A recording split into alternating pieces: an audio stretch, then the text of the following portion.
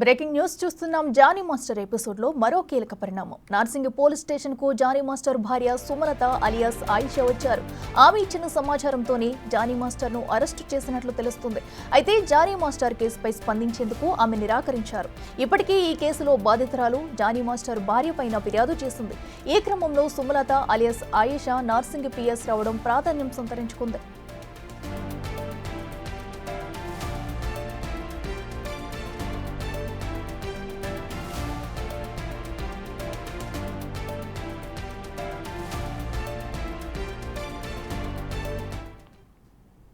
ఇదే అంశానికి సంబంధించి మరింత సమాచారం మా ప్రతినిధి రానా లైవ్ లో అందిస్తారు. రానా, చెప్పండి, మరి జానీ మాస్టర్ కేసుకు సంబంధించి ఆయన భార్య కూడా పిఎస్ కు వచ్చినట్టు తెలుస్తుంది. అసలు అక్కడ ఏం జరుగుతుంది, డీటెయిల్స్ ఏంటి? ఇదొక మరొక ట్విస్ట్ గానే మనం భావించాల్సి ఉంటుంది. ఎందుకంటే దాదాపు 3 రోజుల నుంచి కూడా చూస్తున్నాం Jani master phone switch off, Jani master వైపు సతీమణి సుమలత అలియాస్ ఆయేషా ఆమె కూడా ఫోన్ స్విచ్ ఆఫ్. ఎప్పుడైతే జానీ మాస్టర్ గోవాలో అరెస్ట్ అయ్యాడనే వార్తలు మీడియా పరంగా కూడా పెద్ద ఎత్తున కూడా రావడమైందో, ప్రసారమైందో, వెంటనే జానీ మాస్టర్కి సంబంధించిన వైఫ్ కూడా ఇప్పుడు వెలుగులోకి వచ్చినటువంటి సందర్భం ఏర్పడుతుంది. అయితే ఆమె హుటాహుటిన కియా కారులో వచ్చింది.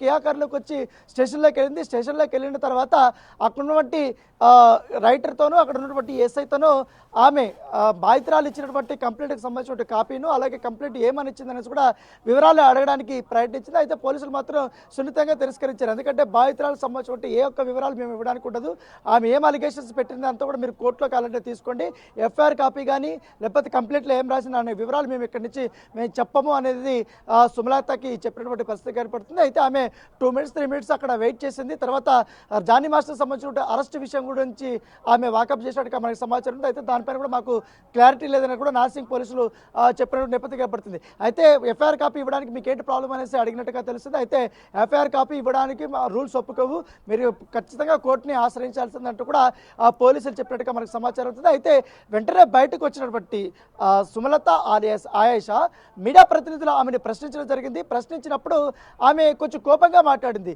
ఎందుకంటే మీ మీద కూడా మేము కేసులు పెడతామనేసి కూడా మీడియా పైన చిందులు వేసినప్పుడు పరిస్థితి కాబట్టి. అయితే మీడియా ప్రతినిధులు అందరం ఒక క్వశ్చన్ వేశాం, మీరు కూడా బాధితురాలని కొట్టారంట కదా అంటే ఆ విషయం మీద మాత్రం ఆమె దాట వేసింది. దాంతోపాటు నాకు ఒక ఫేక్ కాల్ వచ్చింది, ఆ ఫేక్ కాల్ని నిజమా అబద్ధమా తెలుసుకోవడానికే నేను నార్సింగ్ పోలీస్ స్టేషన్కి వచ్చానంటూ కూడా ఆమె చెప్పినటువంటి పరిస్థితి కాబట్టి పదే పదే క్వశ్చన్ చేసినప్పుడు ఆమె మీడియా పైన చిందులు వేస్తూ కారు ఎక్కేసి వెళ్ళిపోయినటువంటి నేపథ్యం ఏర్పడుతుంది. అయితే ఇక్కడ మరొక ట్విస్ట్ ఏంటంటే జానీ మాస్టర్ హైదరాబాద్ నుంచి వెళ్ళినటువంటి ప్రతి ఒక్క మూమెంటు ఆయేషాకు తెలుసు. ఆయేషాని ఎప్పుడైతే పోలీసులు గట్టిగా విచారించే కొందరికి, గట్టిగా ఆమెని ఎంక్వైరీ చేసే కొందరికి మొత్తం జానీ మాస్టర్కి సంబంధించిన వ్యవహారం అంతా, అతను ఎక్కడికి వెళ్ళాడు, ఎక్కడ స్టే అయ్యాడు, ఎటు నుంచి ఎటు వెళ్ళిపోతున్నాడు, అన్ని వివరాలు కూడా ఆయేషాని ఇచ్చింది. ఆయేషా ఇచ్చినటువంటి ఇన్ఫర్మేషన్ ప్రకారంగానే జానీ మాస్టర్ని బెంగళూరు నుంచి వెళ్ళారు, గోవాకి వెళ్ళి గోవాలో అతను లిఫ్ట్ చేసి అక్కడ స్థానిక ఒక కోర్టుకి వెళ్ళారు. కోర్టులో సబ్మిట్ చేసిన తర్వాత అక్కడి నుంచి పీటీ వారెంట్ తీసుకొని ఇప్పుడు హైదరాబాద్కి వచ్చినటువంటి నేపథ్యం ఏర్పడుతుంది.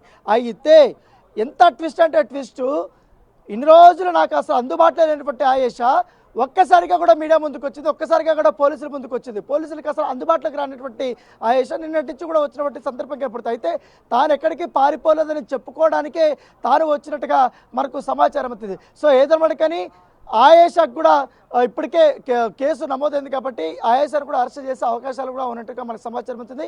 ఎందుకంటే బాధితురాలు ఆయేషా కూడా నా పైన దాడి చేసింది, పదే పదే నన్ను కొట్టింది, మల్టిపుల్ టైమ్స్ కొట్టింది అనేసి కూడా ఫిర్యాదు చేసిన నేపథ్యంలో ఇప్పుడు విచారణలో జానీ మాస్టర్ ఇప్పుడు వస్తాడు కాబట్టి ఎట్లాగే సాయంత్రం లోపల అతను వచ్చిన తర్వాత విచారణలో భాగంగా నెక్స్ట్ ఫర్దర్గా ఈమెను కూడా అరెస్ట్ చేసే అవకాశాలు ఎక్కువగా ఉన్నట్టుగా మనకు సమాచారం అవుతుంది.